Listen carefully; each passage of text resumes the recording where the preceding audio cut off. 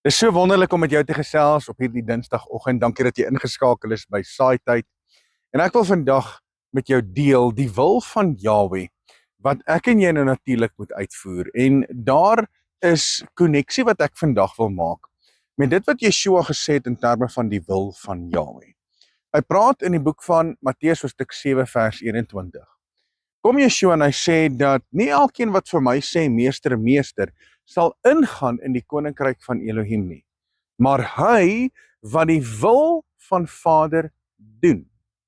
En dan gaan Yeshua verder en hy verduidelik hoe hierdie persoon lyk wat die wil van Vader doen. Hy sal vergelyk word met 'n persoon wat sy huis op die rots bou.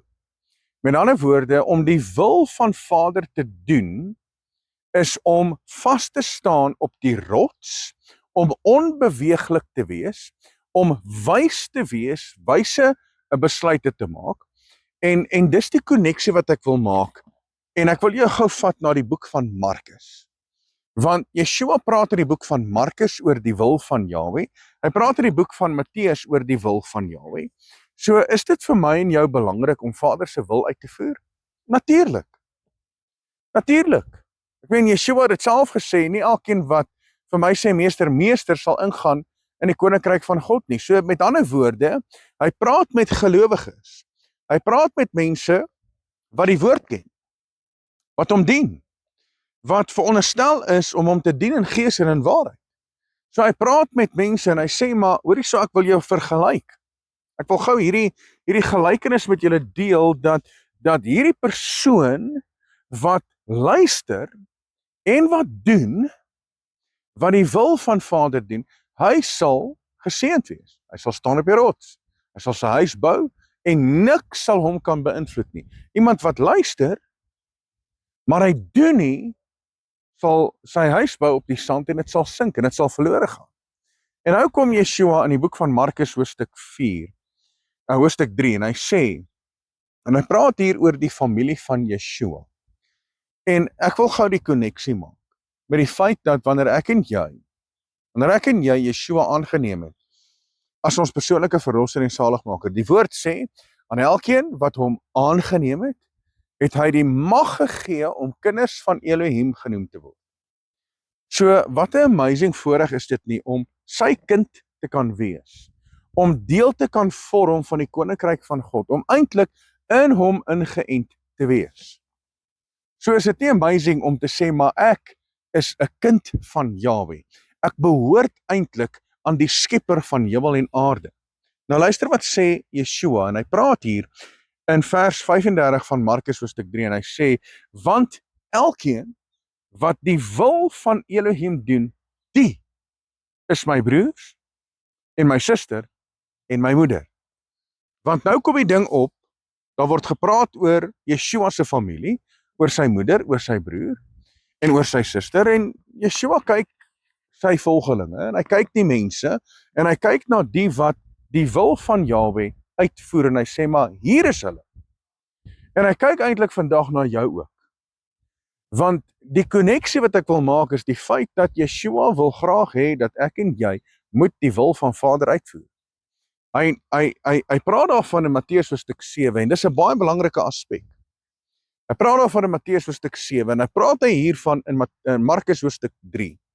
En hy sê dat as jy die wil van Elohim doen, yes, mense, hier is belangrik, dis een ding om te hoor. Dis een ding om te hoor. Sê die woord dan nie, in die boek van Jakobus, dat ons moet nie net hoorders wees nie. Ons moet daders word van die woord. Want 'n hoorder bedrieg homself, maar 'n dader voer die woord uit. So as ek en jy nie die wil van Vader doen nie, het ons moeilikheid.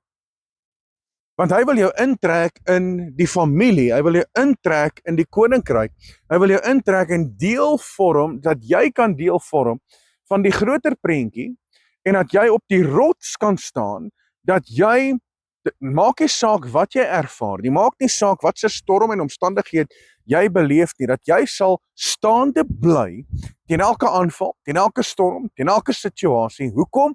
Want jy behoort aan die skepper van hemel en aarde. Halleluja, jy behoort aan hom, jy is deel van die liggaam van Yeshua.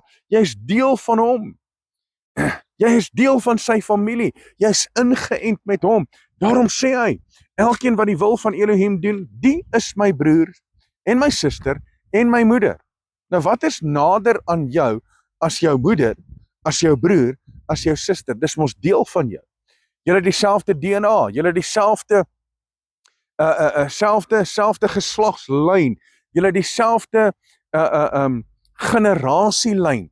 Daar's 'n eenheid, daar's 'n konneksie en so wil Vader 'n konneksie vorm met jou en die koninkryk van God.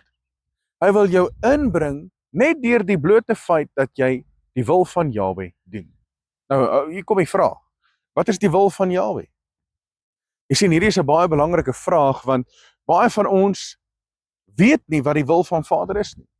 Die wil van Jahwe is gehoorsaamheid, is heiligmaking. Die wil van Jahwe is om te wandel in sy weë, in sy insettinge, sy verordeninge en sy wet. Dis die wil van Jahwe. Dis eintlik baie eenvoudig, en as ek en jy dit kan snap, dan weet ek dat ons vorm deel van die koninkryk van die lewende God, sodat wanneer ons hom aangeneem het, hy aan ons die mag kan gee om kinders van Elohim genoem te kan word. Halleluja! Is dit nie amazing dat hy jou 'n kind van hom noem nie? Dat jy deel vorm van die koninkryk van God, deel vorm van die familie. Dit is ook dan natuurlik wat hy sê in die boek van Galasiërs hoofstuk 3, dat die wat in Yeshua ingeënt is en wat gelowig geword het in Yeshua, is die nasate van Abraham. En as ons die nasate van Abraham is, dan is ons erfgename van die belofte. So mense, is dit nie amazing om deel te kan vorm van die koninkryk van God nie? En ek wil jou met hierdie woord kom seën vandag, dat jy vandag sal besef, maar ek en jy het nodig om die wil van Vader uit te voer. So mag jy vandag lewe in sy wil, om hom te vereer en te verheerlik. Nou ja, van my kant af, dis altyd 'n voorreg om met jou te gesels. Wees geseënd op hierdie pragtige Dinsdag. Tot volgende keer. Shalom.